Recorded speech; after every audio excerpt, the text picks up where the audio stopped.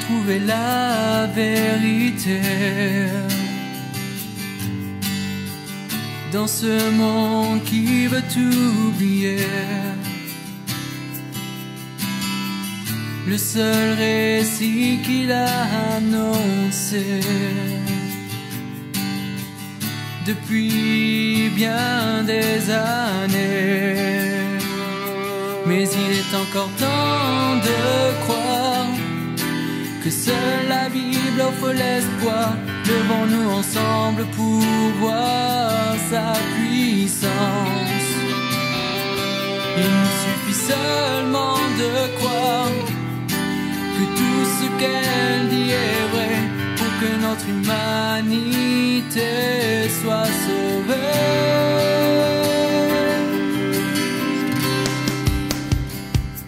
Car elle seule est la vérité, elle seule peut nous éclairer, car seul celui qui l'a inspiré peut vraiment nous libérer. Amen. Je continue sur la lancée de le fruit de l'esprit. Dernièrement, dimanche dernier, j'avais parlé sur le fruit de la lumière. Et aujourd'hui, je parlerai sur le fruit de l'esprit, l'amour. Et j'introduirai ce message sur l'illustration de la parabole de Jésus. Mais j'aimerais qu'on lise en premier Galates chapitre 5, le verset 22. Et après, nous allons lire Luc 8. Pour que nous puissions comprendre que sans la parole de Dieu en nous, nous ne pouvons pas porter les fruits. On a besoin de la parole de Dieu. Mais les fruits de l'esprit, c'est l'amour, la joie, la paix, la patience, la bonté, la bénignité, la fidélité, la douceur, la tempérance. Et le verset 23, la loi n'est pas contre ces choses. Amen. Donc je vais illustrer mon message sur les fruits de l'esprit avec cette parabole du semeur dans Luc 8, les 4 à 8, les 11 à 15. Une grande foule s'étant assemblée et des gens étant venus de diverses villes auprès de lui, il dit cette parabole. Un semeur sortit pour semer sa semence. Comme il semait, une partie de la semence tomba le long du chemin. Elle fut foulée aux pieds. Et les oiseaux du ciel la mangèrent. Une autre partie tomba sur les rocs. Quand elle fut levée, elle sécha parce qu'elle n'avait point d'humidité. Et une autre partie tomba au milieu des épines. Les épines crurent avec elle et les touffèrent. Une autre partie tomba dans la bonne terre. Quand elle fut levée, elle donna du fruit au centuple. Après avoir ainsi parlé, Jésus dit à haute voix que celui qui a des oreilles pour entendre, entende. Amen. Et le verset 11, voici ce que signifie cette parabole. La semence, c'est la parole de Dieu. Ceux qui sont le long du chemin, ce sont ceux qui entendent. Puis, le diable vient et enlève de leur cœur la parole, de peur qu'ils ne croient et soient sauvés. Ceux qui sont sur les rocs, ce sont ceux qui, lorsqu'ils entendent la parole, la reçoivent avec joie, mais ils n'ont point de racines. Ils croient pour un temps, eux, ils succombent au moment de la tentation. Je pense que ce n'est pas ton cas ce matin. Amen. Ce qui est tombé parmi les épines, ce sont ceux qui, ayant entendu la parole, s'en vont et la laisse étouffée par les soucis, les richesses et les plaisirs de la vie. Et il ne porte point de fruits qui viennent à maturité. Ce qui est tombé dans la bonne terre, ce sont ceux qui, ayant entendu la parole avec un cœur honnête et bon, la retiennent et portent du fruit avec persévérance. Amen. Je ne vais pas tarder trop sur cette parabole, comme vous le savez, mais j'ai souligné deux choses dans cette parabole. La première, si nous avons une conversion partielle ou demi-conversion, nous ne pouvons pas porter les fruits de l'esprit. Et dans cette parabole, nous voyons 4 types de personnes. Et la première, ce sont des gens qui écoutent la parole et ils les foulent aux pieds. Je pense que ce n'est pas ton cas.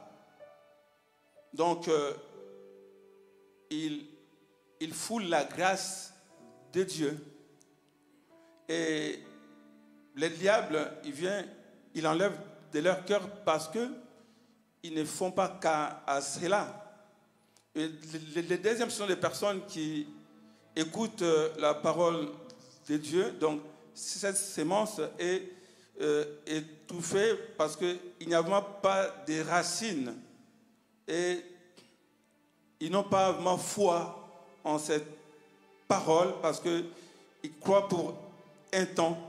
Et lorsque les tentations arrivent, ils succombent facilement à la tentation. Et les troisièmes, ce sont des personnes qui écoutent et après, avec les difficultés de la vie, les soucis, les plaisirs de ce monde étouffent cette parole. Donc, cette parole ne peut pas porter les fruits en arrivant à la maturité. Et les quatrièmes personnages ou personnes, ce sont des personnes qui écoutent la parole avec un cœur honnête et bon, eux la retiennent. Amen. Et portent du fruit avec persévérance. Donc, à travers les 3 premiers, nous voyons que ce sont des personnes qui ont cru, c'est ça que j'ai expliqué, qui ont cru partiellement ou qui ont une conversion partielle ou une demi-conversion. Je m'explique. Une conversion partielle est une conversion au cours de laquelle les personnes recherchent le pardon, mais ne sont pas régénérées par le Saint-Esprit. Amen. Ils ne sont pas régénérés par le Saint-Esprit. Ces personnes ne reçoivent pas le salut, ne passent pas par la nouvelle naissance et n'entrent donc jamais dans une communion envers ou avec les frères et sœurs. Or, nous sommes appelés avant tout, lorsque nous recevons Christ comme Seigneur et Sauveur, il faut que l'amour de Dieu doit se manifester dans nos vies envers aussi les frères et les sœurs en Christ. Et dans d'autres cas, ces personnes deviennent des membres d'une église, mais elles ne manifestent pas un engagement authentique envers Christ ou une véritable séparation avec le monde. Et lorsque nous sommes attachés avec le monde, on ne peut pas porter les fruits dignes du royaume. Amen. On ne peut pas porter les fruits dignes du royaume parce que nous sommes attachés aux choses de ce monde. Or, lorsque nous recevons Christ comme Seigneur et Sauveur, nous devions se détacher aux choses de ce monde et nous devons rester attachés à Christ ou demeurer en Christ. Nous les verrons tout à l'heure. Mais j'ai souligné une chose en méditant cette parole. C'est dans notre responsabilité, étant qu'Église, d'enseigner, d'apporter les enseignements adéquats à ceux qui cherchent Dieu en tâtonnant et de prendre soin de tous ceux qui sont sous l'emprise du diable. C'est le devoir de l'Église. Nous sommes là, les frères et sœurs, c'est ceux qui ont compris, ceux qui ont reçu véritablement les seigneurs comme Seigneur et Sauveur. C'est dans notre devoir d'aider les autres dans leur cheminement. Amen. Donc nous ne devons pas être là pour accabler les gens, mais on doit être là pour se soutenir mutuellement. Et Dieu nous a donné un esprit de discernement. On doit discerner, et quand on voit un frère ou une sœur ne marche pas conformément à la parole de Dieu, c'est le devoir de l'Église. L'Église, ce n'est pas que les pasteurs et les anciens, ou les diacres et les diaconesses, ou les leaders, mais l'Église, c'est toi et moi. Amen. L'Église, c'est tous ceux seuls qui ont reçu Christ comme leur Seigneur et Sauveur. C'est dans notre devoir d'aider ceux qui tâtonnent, d'aider ceux qui sont dans l'Église et qui ne marchent pas conformément à la parole de Dieu. On doit prendre soin des uns et des autres. Amen. Est-ce que nous sommes là ce matin? Et en résumé, le verset 15 de cette parabole nous enseigne 3 points. Premier point, entendre la parole avec un cœur honnête et bon. Donc, lorsque nous venons devant le Seigneur et lorsque on prêche la parole, et on doit vraiment préparer nos cœurs à recevoir cette parole avec un cœur sincère. Comme j'avais dit dimanche dernier, on ne doit pas dire que le pasteur, il prêche pour moi parce qu'il sait ma situation. C'est pour ça qu'il s'est mis debout pour prêcher pour moi. Non. Quand on prêche, quand la parole est libérée, il est libéré pour tout et chacun de nous. Amen. Et si on voit que cette parole nous touche, on doit simplement avoir cette humilité de venir auprès du Seigneur et de dire, Seigneur, me voici, je ne suis pas digne au-devant de toi, pardonne-moi, tout simplement, et libère-moi de ces choses que je n'arrive pas à abandonner. Parce que quand ces choses sont à moi, je ne peux pas porter des fruits. Quand on est encore dans le monde, on ne peut pas m'apporter les fruits. Donc c'est pour cela que on doit entendre la parole avec un cœur honnête et un cœur bon. Là où il n'y a pas d'incrédulité, là où il n'y a pas les soi-disant qu'ils parlent d'eux. Non, on doit être réceptible. Et deuxièmement, retenir la parole de Dieu. Retenir la parole de Dieu signifie quoi? Signifie qu'on les retient et on les met en pratique. Comme nous dit le psalmiste dans le psaume 119, le verset 11, « Je serre ta parole dans mon cœur afin de ne pas pécher contre toi. » Amen. Donc c'est très important de retenir la parole de Dieu et de les mettre en pratique. On ne doit pas être des chrétiens en disant que je suis chrétien mais non pratiquant. Ou tu es l'un ou tu es l'autre. En disant que je suis chrétien mais non pratiquant, ça n'a pas de sens. Ça n'a pas de sens. Donc, on doit être de ceux qui pratiquent la parole de Dieu. Et le troisième point, c'est les résultats du premier et du deuxième.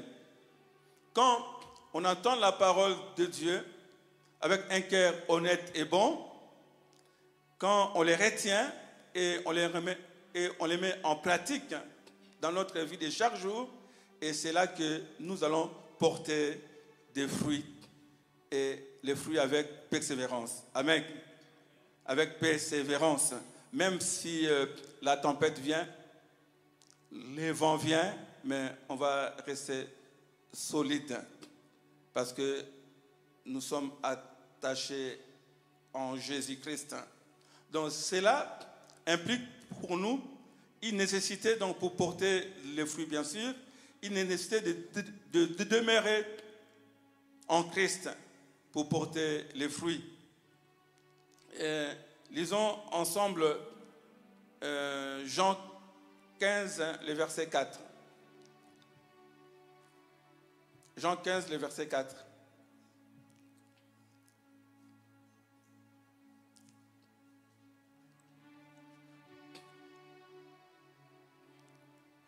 Demeurez en moi et je demeurerai en vous, comme le sarment ne peut de lui-même porter du fruit s'il ne demeure attaché au cep, ainsi vous ne le pouvez non plus si vous ne demeurez en moi. Tout comme le sarment n'a la vie que si la vie du cep coule en lui, ainsi nous n'avons la vie que si la vie de Christ coule en nous. Amen. C'est pour cela, pour porter les fruits de l'esprit, nous devons demeurer en Jésus. Amen. Si on ne demeure pas en Jésus, on ne peut pas porter les fruits dignes du royaume. C'est pour cela que Jean-Baptiste, lorsqu'il baptisait, il disait à ceux qui venaient, on doit porter les fruits dignes du royaume. C'est très important. Et pour demeurer et porter les fruits, nous devons faire des choses suivantes. En premier, donc, il y a 4 points là-dessus. En premier, garder la parole de Dieu continuellement dans notre cœur et la laisser guider nos actions. Il faut que la parole de Dieu doit guider nos actions. Amen. Je répète encore, garder la parole de Dieu continuellement et la laisser qu'il puisse guider nos actions de chaque jour.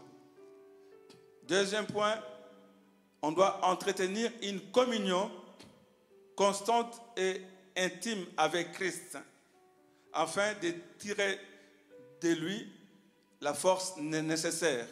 On a besoin de cette intimité avec Jésus. Chaque jour, nous devons prendre le temps à la méditation de la parole de Dieu. Pour que tu puisses croître dans ta foi, tu dois prendre le temps d'entretenir avec Christ à travers la méditation quotidienne de la parole de Dieu, ainsi que tu grandiras dans la foi, ainsi que tu porteras les fruits dignes du royaume. Amen. Un chrétien qui ne prend pas le temps de méditer la parole de Dieu, il ne peut pas porter les fruits. Il ne peut pas vaincre la tentation. Il ne peut pas aussi, lorsque les soucis viennent, il va se laisser.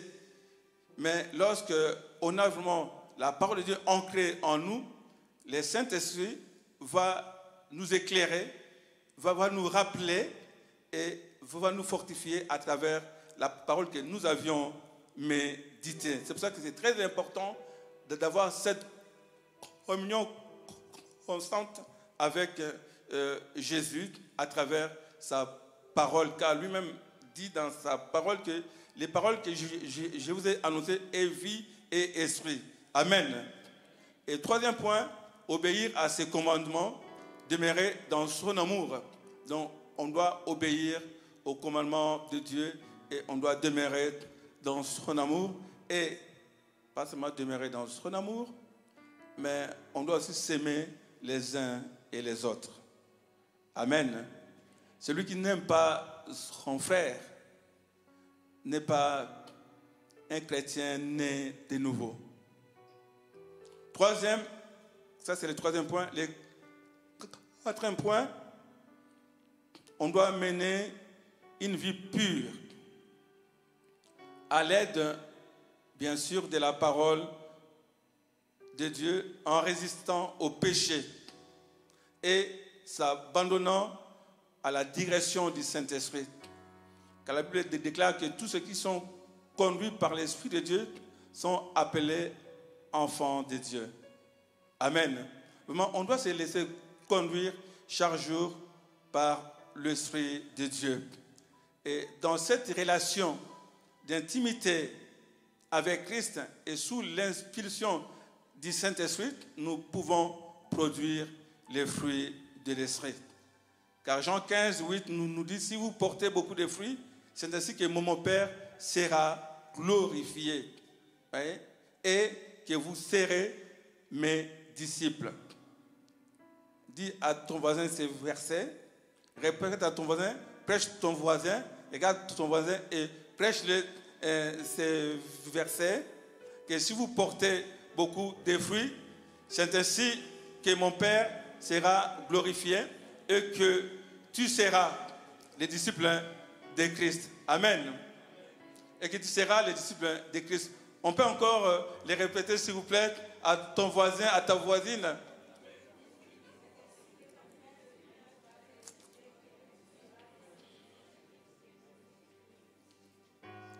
Amen. Et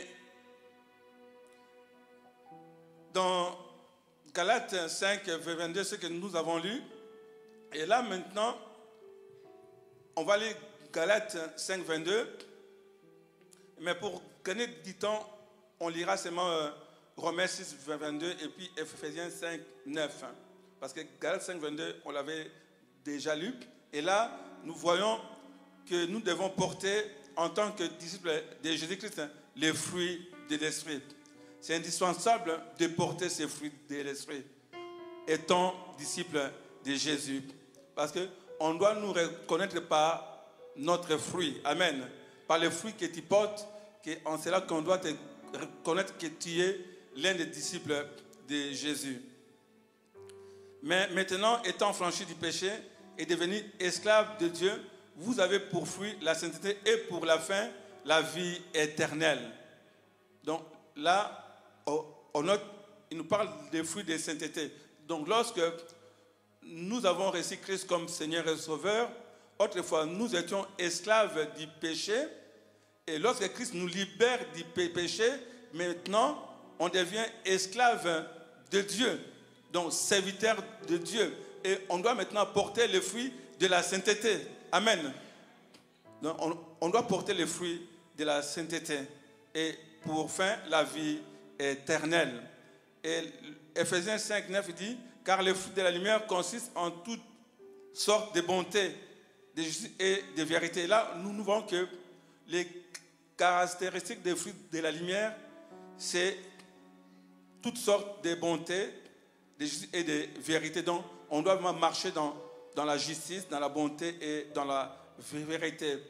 Et je vous rappelle quelque chose que vous savez déjà, même dans les informations à la télé, on nous rappelle cela tant de fois que pour une bonne santé physique, nous devons manger 5 fruits par jour. Donc nous devons manger 5 fruits par jour, ainsi avec les légumes. 5 fruits et les légumes par jour. Et je vous dis aussi aujourd'hui, ce matin, pour une bonne santé spirituelle, nous pouvons cultiver les fruits de l'esprit. Déclinés sous 9 formes différentes que nous avons vues tout à l'heure, surtout sur Galates 5, 22. Là, on parle de 9 fruits. Et je vous ai complété aussi les versets de Romains 6, 22, ainsi que Ephésiens 5, 9. Mais Jésus nous dit ceci dans Matthieu 7, 20. C'est donc à leurs fruits que vous les reconnaîtrez. Donc si nous ne portons pas, frères et sœurs, les fruits de l'esprit, nous ne sommes pas des enfants du royaume. Dis à ton frère, à ta sœur, si tu ne portes pas les fruits de l'esprit, tu n'es pas le fils, la fille du royaume. Si tu ne portes pas les fruits de l'esprit, tu n'es pas fils du royaume. Amen. Parce que c'est pas moi qui l'ai dit, c'est Jésus-Christ. Il dit que si on ne porte pas les fruits, on n'est pas des enfants du royaume, donc nous ne sommes pas ses disciples. Parce qu'on reconnaît l'arbre par ses fruits. Si nous sommes attachés à Christ, on doit porter les fruits de l'esprit. Parce que lorsque nous croyons, Dieu nous donne son esprit et on devient une même plante avec Christ. Amen. On devient une même plante avec Christ. Donc, les fruits de l'esprit doivent être exprimés dans toute vie chrétienne. Puisqu'il est indispensable pour la croissance spirituelle et pour notre témoignage et pour l'exercice des dons spirituels. On a besoin de fruits de l'esprit. Et Jésus dit dans Jean 15, le verset 8, si vous portez beaucoup de fruits, c'est ainsi que mon Père sera glorifié et vous serez mes disciples. Et ton intérieur doit témoigner. Oui? Ton intérieur doit témoigner. Ton intérieur, je répète encore, ton intérieur témoigne normalement, réellement, de ce que tu es vraiment. Parce que on ne peut pas tromper sa conscience. On ne peut pas se tromper soi-même. Amen. Et quelqu'un a dit ceci, on reconnaît l'arbre à ses fruits, c'est vrai, à condition qu'on les goûte. L'apparence est souvent trompeuse. Car beau peut être le fruit, mais ignoble peut être la chair. La chair qui entoure quoi. Donc, cela veut dire simplement que les fruits de l'esprit en nous témoignent de notre maturité spirituelle. Amen. Témoignent de notre maturité spirituelle. Tout simplement. Si tu n'as pas les fruits de l'esprit en toi, c'est parce que tu n'entretiens pas une relation avec le donateur, qui est Christ. Tu n'entretiens pas non plus une relation d'intimité avec le Saint-Esprit. Amen. C'est très important, en tant qu'enfant de Dieu, on doit chaque jour demander à Dieu de nous remplir du Saint-Esprit. Mais le Saint-Esprit ne peut pas cohabiter avec les péchés. On doit être de ceux qui fuient les péchés. On doit haïr les péchés. On doit vraiment le rejeter. On ne doit pas se laisser dans le plaisir du péché. Car le plaisir du péché nous amène à la mort éternelle. Amen. Le plaisir du péché nous amène à la mort éternelle et nous empêche de produire les fruits dignes du royaume. Et comme souvent j'ai l'habitude de dire, dis-moi qui tu fréquentes, je te dirai qui tu es. Si tu fréquentes Jésus, donc, en fréquentant Jésus, tu es son disciple. Amen. Tu es son disciple. Et ce que nous voyons maintenant dans le monde ou dans nos églises, et souvent, je dirais, dans nos assemblées, et souvent nous voyons le monde dans l'église. Le monde est dans l'église. Mais c'est notre devoir, je répète encore, le monde vraiment est dans l'église. Hein. Mais c'est notre devoir, étant que chrétien, d'avoir ce discernement de ne pas mettre les doigts à la personne, mais d'aider la personne à comprendre réellement qui est Christ. Amen. À ne pas calomnier la personne, à ne pas les critiquer, mais on doit aider la personne à grandir, à connaître, à recevoir Christ comme Seigneur et Sauveur. Amen. Donc, on doit avoir un cœur de compassion. Lorsque on produit les fruits de l'esprit, nous amène à ce cœur de compassion. Et là, ça c'était seulement l'introduction. Pour que j'entre maintenant sur le fruit de l'esprit qui est l'amour. Amen. Je vais parler du fruit de l'esprit qui est l'amour. L'amour en grec signifie agapé. Donc, c'est-à-dire prendre soin des uns et des autres, tout simplement. Prendre soin des uns et des autres et rechercher ce qu'il y a de meilleur. Vous voyez? Ce qu'il y a de meilleur ou ce qu'il y a de mieux pour eux. Et sans vouloir retirer quoi que ce soit. Amen. Sans vouloir retirer quoi que ce soit pour soi-même. Et dans Romains, au chapitre 5, le verset 5 nous dit « Or, l'espérance ne trompe point, parce que l'amour de Dieu est répandu dans nos cœurs par le Saint-Esprit qui a été donné. » Et ma prière ce matin, que Dieu déverse son amour dans nos cœurs. Amen. Que Dieu déverse son amour dans nos cœurs. Je bénis ceux qui prennent note. C'est ça que j'avais dit souvent, quand on vient dans l'église, on doit ramener nos carnets et notes. C'est pour cela que j'ai dit maintenant je vais faire des efforts de mettre ça en diapo pour qu'on puisse prendre des notes. Amen. C'est très important. En prenant des notes, à la maison, on doit encore revoir et regarder si ce que le pasteur a prêché est conformément à la parole de Dieu. On doit être comme les chrétiens des bébérés. On doit examiner la parole de Dieu. Et dimanche prochain, je parlerai sur n'éteignez pas l'esprit. C'est très important d'examiner et de prendre ce qui est bon.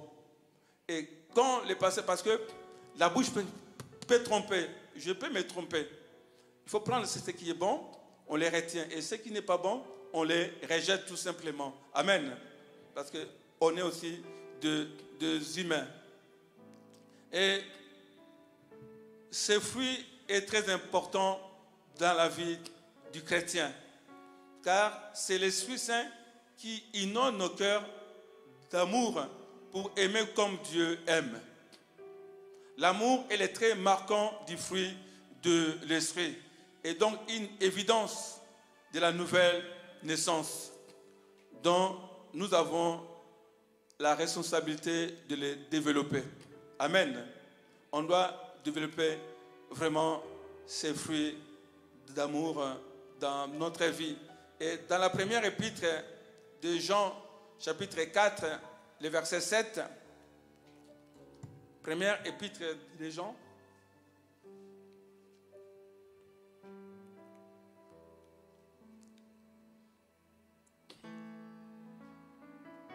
chapitre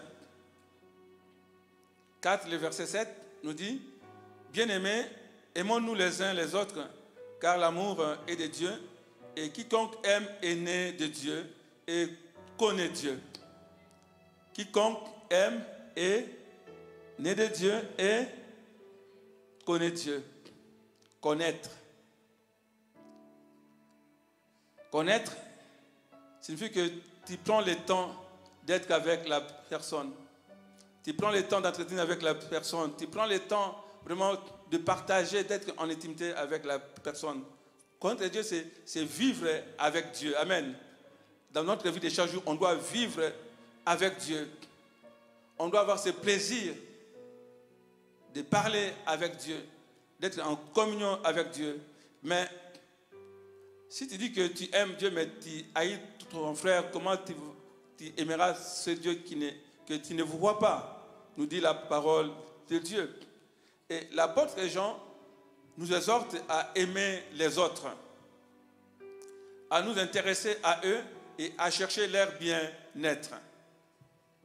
L'apôtre ne nous parle pas d'un sentiment de bonne volonté, mais d'une décision et d'une disposition à aider les gens dans leurs besoins. Il nous exhorte à pratiquer l'amour. C'est pour 3 raisons.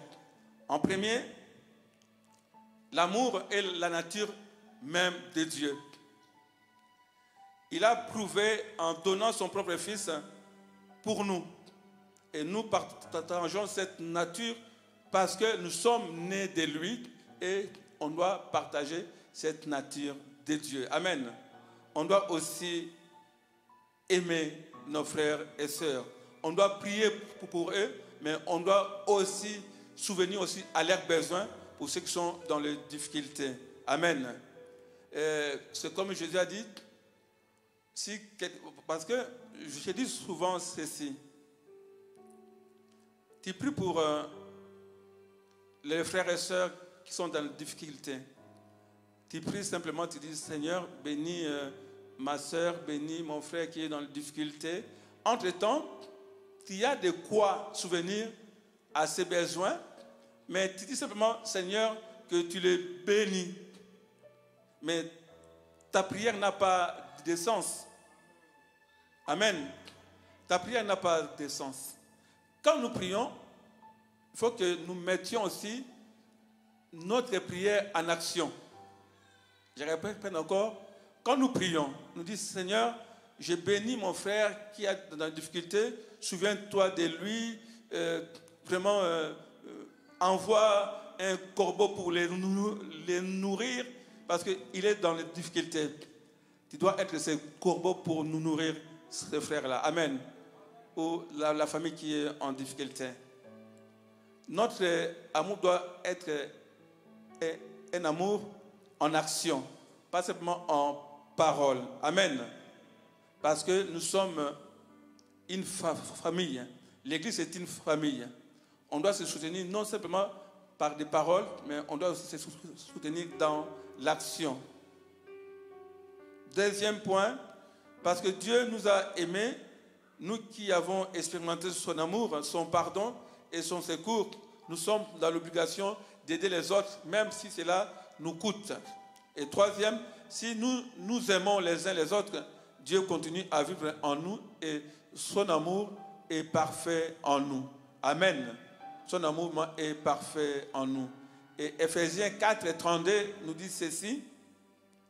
Soyons bons les uns envers les autres, compatissants, vous pardonnant réciproquement, comme Dieu vous a pardonné en Christ.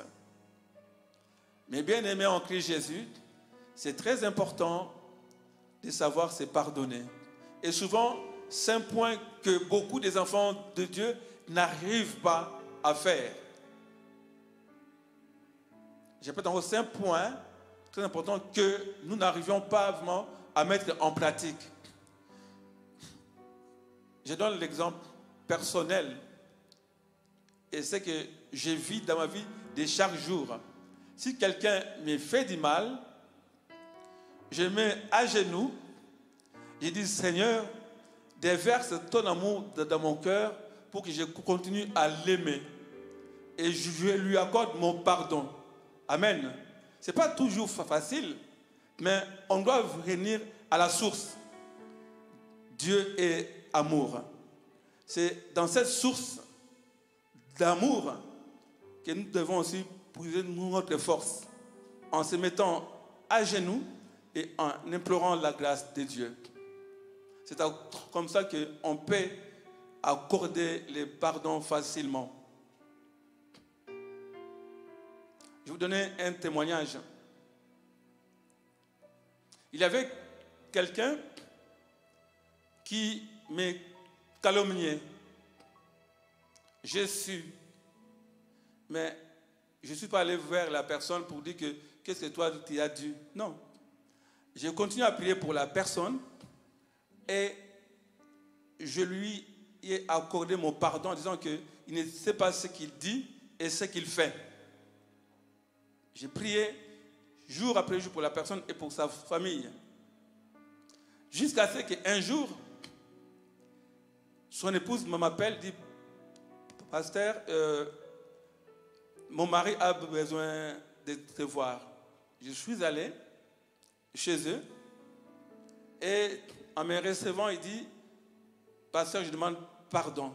Tu sais que c'est moi qui disais toutes ces calomnies, tu les savais. Je demande pardon.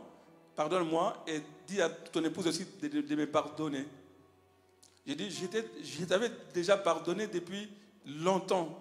Même avant même ça, j'ai roulé dans la ville, je l'ai vu dans l'arrêt de bus. Je m'arrête, je dis, viens, où tu vas? Il me dit, je vais dans tel endroit. Ce n'était pas dans ma direction, mais je suis allé les déposer là où il allait. Pour dire simplement que on doit pratiquer l'amour. Amen. Donc ce que je vous prêche, moi-même je le mets en pratique. Il y avait aussi une dame, là où j'habitais à Bar-sur-Aube. Je ne sais pas ce que je l'ai fait, je ne sais pas. Et tout d'un coup, il ne me disait pas bonjour. Oh, on était dans le même immeuble, il ne me disait pas bonjour. Et moi, à chaque fois, je lui disais bonjour. Et je priais pour elle aussi. Et il ne me disait pas bonjour, mais moi, j'insistais. À chaque fois que je le voyais, je disais toujours bonjour. Et à la fin, elle a fini de me dire bonjour. Et à la fin, il s'est converti. Elle est devenue une chrétienne engagée. Amen. Pour dire que nos prières ne restent pas en vain. Dieu écoute nos prières. La prière change le cours des choses. Ce que je vous enseigne là sur les fruits de l'esprit, l'amour, moi-même, je le mets en pratique à l'aide du Saint-Esprit. Amen. Par la grâce de Dieu, je le mets en pratique. Et voire même, bon, je m'arrête là. Mais mettons simplement la parole de Dieu en pratique. Amen. Le Saint-Esprit va nous aider. Soyons simples. Ne compliquons pas les choses. La parole de Dieu est simple. Mais souvent, nous chrétiens, nous voulons compliquer les choses. Soyons simples et vivons vraiment la parole de Dieu. Et nous verrons la gloire de Dieu se manifester dans la vie de son Église. Amen. Et je vous livre un secret sur vivre vraiment de l'amour. Je lis beaucoup les épîtres des gens. Prenez-moi le temps de méditer sur les épîtres des gens. Amen. Et gardez ce secret précieusement avec vous. Moi, je prends le temps de lire les épîtres des gens. Et dans 1 Jean 5, 12, nous dit ceci: celui qui a le Fils a la vie. Jésus-Christ revient bientôt. Amen. J'avais dit que dans toutes mes prédications, je ne manquerai pas de souligner que Jésus-Christ revient bientôt. Amen. Donc, je nous exhorte à travers ces versets de Jean 4 et 6. À travers ces versets de Jean 4 et 6, Jésus est la vie, la vérité et le chemin. Ou je répète, Jésus est le chemin, la vérité et la vie. Amen. Donc si nous avons le Fils, nous avons la vie. Et on ne doit pas garder cette bonne nouvelle pour nous seuls. L'évangile doit être prêché, proclamé à tous les peuples, parce que la vie éternelle est dans le Fils de Dieu. Et il n'y a aucun nom qui nous est donné sur la terre et dans les cieux, si ce n'est que le nom de Jésus. Et si nous avons reçu Christ comme Seigneur et Sauveur, on doit aussi le proclamer. Afin que ceux qui ne connaissent pas Jésus, à travers les fruits que nous portions, qui viennent vraiment en Jésus. Et pour conclure, la première épître de Paul aux Corinthiens, chapitre 13, à partir du verset 4 et 7, nous dit ceci. 1 Corinthiens 13. C'est l'hymne d'amour. Hein. Je demande qu'on se lève pour qu'on lise ces versets, s'il vous plaît.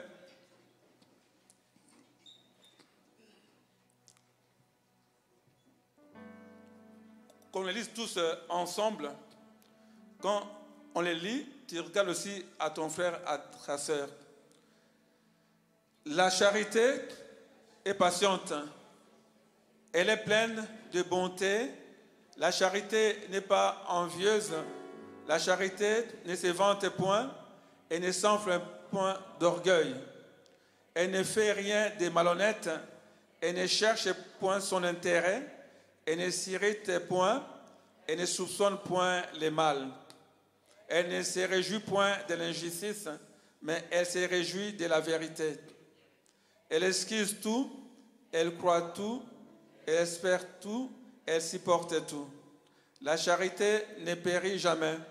Les prophéties prendront fin, la langue cesseront, la connaissance disparaîtra. Car nous connaissons en partie et nous prophétisons en partie. Amen. Gloire soit rendue à Jésus. Je vous invite de prendre des places. Et ce que nous avons lu, la charité est patiente, elle est pleine de bonté. Amen. Elle ne cherche point son intérêt, mais elle excuse tout. Voyez, nous dit la parole de Dieu. Elle croit tout, elle espère tout, elle supporte tout. Est-ce que nous le vivons réellement? Déjà dans nos vies de famille, dans nos vies de couple, dans nos vies aussi d'amitié, dans nos vies de frères et sœurs, est-ce que nous les vivons réellement? Est-ce que nous les mettons en pratique? Que chacun puisse répondre dans son cœur. Mais Paul nous décrit l'amour comme une activité et un comportement, et non pas simplement comme un sentiment intérieur ou une motivation. Les divers aspects de l'amour décrits ici caractérisent Dieu le Père, Dieu le Fils, Dieu le Saint-Esprit. Chaque enfant de Dieu doit chercher à croître de sorte à manifester ce type d'amour que nous venons de lire. Que Dieu bénisse sa parole. Amen. Acclamons la parole de Dieu.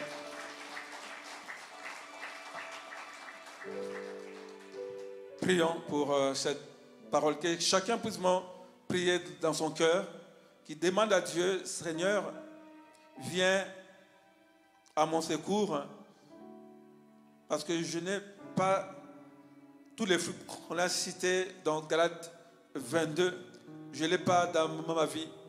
Viens, Seigneur, par ton Saint-Esprit, produire ces fruits en moi. Je manque de patience, Seigneur, donne-moi la patience. Je manque d'amour pour mes frères et sœurs. Donne-moi cet amour véritable. Déverse l'amour dans mon cœur ce matin. Prions. Alléluia. Que chacun puisse prier pour cette parole que Dieu nous a donnée ce matin.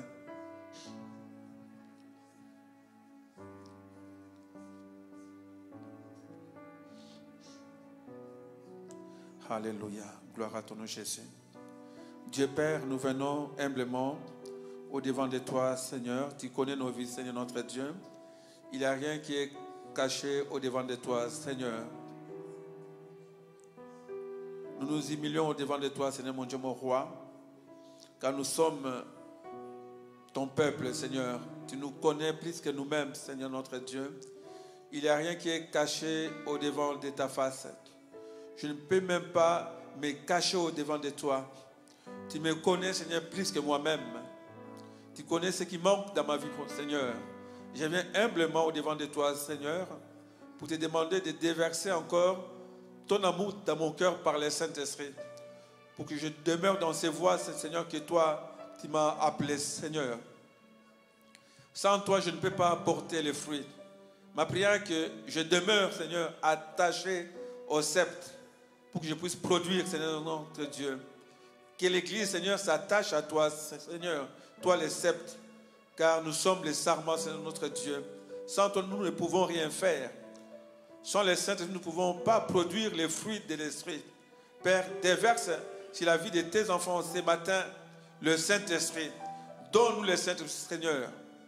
Bâtis tout et chacun de nous du Saint-Esprit, Seigneur, notre Dieu. Sans les fusions du Saint-Esprit, nous ne pouvons pas être des témoins fidèles, Seigneur, pour l'avancement de ton royaume dans cette ville de Troyes, dans les grands Troyes, dans le département, dans notre nation. On a besoin de ces fruits de l'Esprit, Seigneur, notre Dieu, dans nos vies de chaque jour, Seigneur. Ô Père, nous ne voulons pas fouler ta grâce aux pieds, Seigneur. Tu nous connais, Seigneur, notre Dieu. Par cette parabole du semeur, Seigneur, tu nous as parlé, Seigneur. Je refuse que les diables viennent enlever, Seigneur, dans nos cœurs, ta parole, Seigneur, notre Dieu. Je le refuse au nom puissant de Jésus. Père, que cette parole vraiment puisse porter, que nous puissions vraiment le garder, Seigneur mon Dieu, mon roi, et que nous puissions les retenir, Seigneur mon Dieu, et enfin que nous puissions porter les fruits avec persévérance, Seigneur mon Dieu, mon roi. Père, je te prie, Seigneur, que si, Seigneur, par les soucis, Seigneur, par les richesses de ce monde, par les prix de la vie, nous nous éloignons de toi et que nous ne portons pas les fruits qui arrivent à la maturité, Seigneur. Ce matin, nous te demandons, Seigneur, de prendre tous nos soucis, notre Dieu. Nous déposons tous nos soucis au pied de la croix. Car toi-même, tu es dans ta parole, vous tous qui êtes chargés et fatigués, venez à moi, je vous donnerai du repos. Père, humblement, nous venons à toi, Seigneur. Donne à ton peuple les repos, Seigneur, notre Dieu. Enlève et déracine, Seigneur, tout ce que l'ennemi a pu s'aimer dans nos cœurs soit déraciné au nom de Jésus.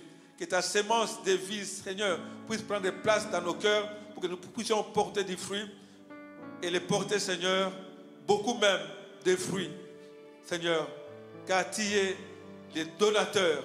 Nous voulons vraiment demeurer en toi, Seigneur. Nous voulons vraiment avoir cette intimité chaque jour avec toi, notre Dieu.